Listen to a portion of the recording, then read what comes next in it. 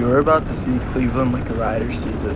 Not gonna lie, the city has its rough spots, but if you know where to go, it's actually one of the best places to ride. And big shout out to Psycho Cruiser for the idea, because he made that video on like his do's and don'ts at Cleveland, and I wanted to show it from my perspective.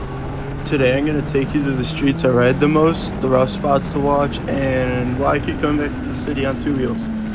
To start this absolute banger off, I gotta mention the potholes because they're like inevitable. You will come across them. It's a canon event. There's no way you're getting out of it. Look at what one tiny pothole did to my bike. It was ridiculous. I was just riding next to my cousin. We were actually probably going the speed limit at this time, even though he was in a Corvette, because we just got out the light and we were stuck behind people, just like, vibing, and boom. Along with lots of the roads are like just uneven, so you kind of got to know where you're like at all times, or just brace for impact, because all these tiny bumps, they're pretty innocent and nothing crazy, right? But man, I tell you, when I'm even just going the speed limit, because I know where a lot of these are at now, and I'm just cruising, having fun, I brace, and then boom, or otherwise your nuts are going right across the gas tank, and it got you looking just like this dude, bro. I promise you, it's so bad. Along with riding at winter, there's tons of salt in the road, and during the summer when most people are riding, there's tons of like gravel, just pebbles and stuff you really gotta watch out for.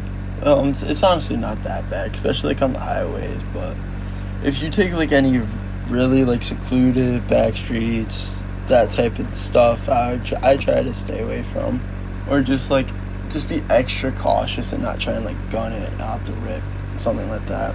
And for my number 2 spot, definitely like biggest cons, without a doubt, is the over policing, man. They really don't give you a break. I even have my like own clips, and they will just deliberately follow you around. It gets pretty annoying, especially when you're on a bike. For my one example is I'm at Sheetz, and the cop literally drove past me, sees me, pulls in a shell. So I just took it right. I was like, all right, I'm not hitting the highway, I guess, because it's a state trooper. And it's not like I was even getting a speed. I'm just saying, like, all right, if they're already looking for me, no need to add fuel to the flame, right? So I go home, go towards the direction home, because I didn't actually end up going home. So I go that way. He turns around, follows me. It's crazy, but I'm going speed limit, so there's nothing you can do about it. I go the speed limit. Then I make it pretty far out of his jurisdiction. Then I turn around. So I'm like, maybe I will hit the highway.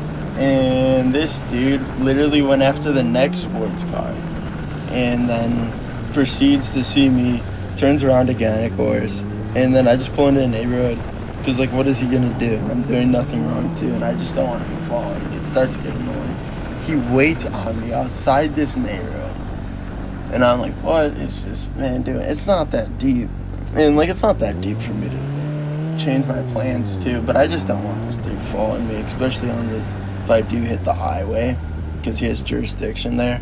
So I decided to just like overshoot the highway and just keep going straight, and he followed me for like another mile, and then he just turned left and I just turned right. And I was like on the phone with my grandma, and I was like, yeah, maybe I should just call it a night if cops are going to be like this tonight. So I ended up doing that, wasting a little bit of gas, but it's like whatever, because it was the last night I could ride in the winter, because, this night you see on this clip was literally the last night I could ride before it was like freezing.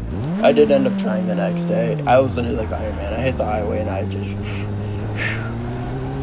freeze. I literally had to get off, go into McDonald's, put the hands under the air blower, and everything. But Thought Taken did a really good video on like explaining over policing in Ohio.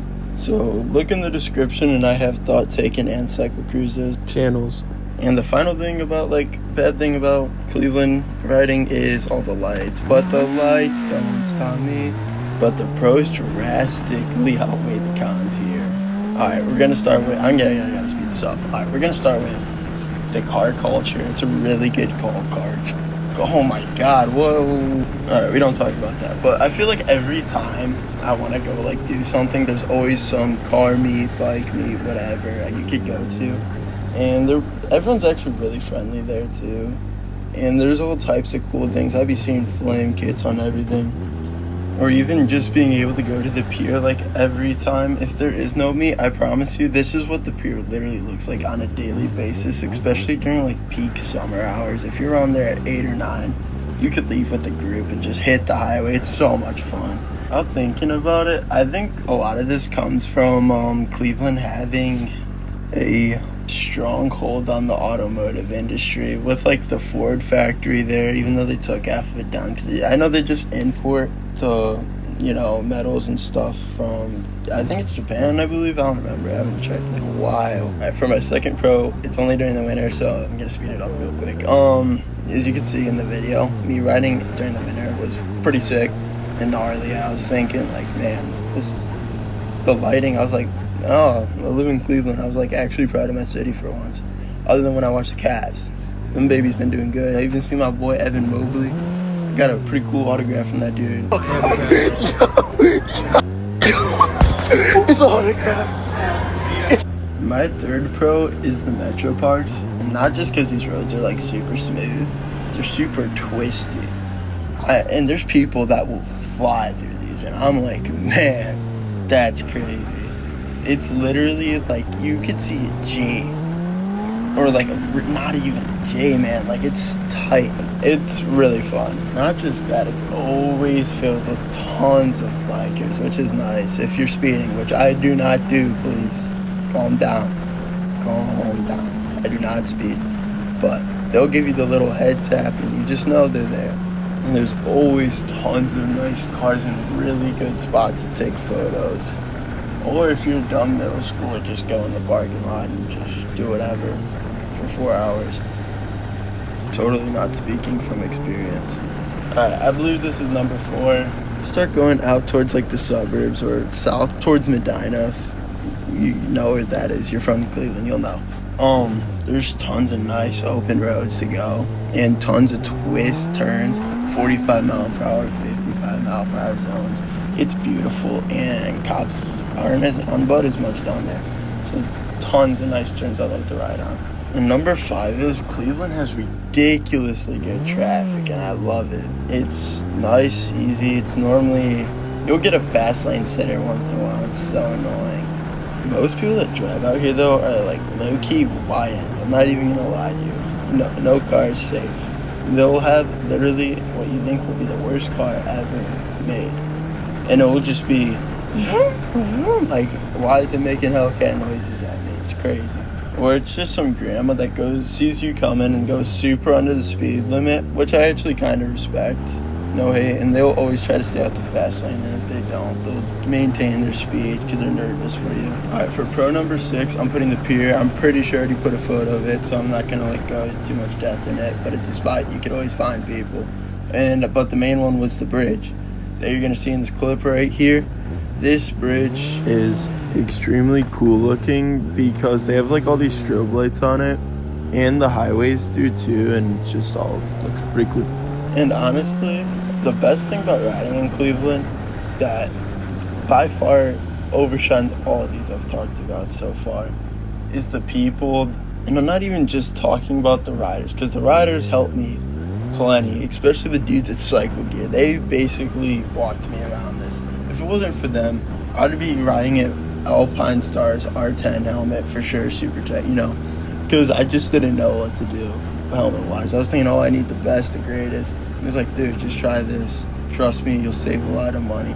But back to what I was saying, like the people make it that much better.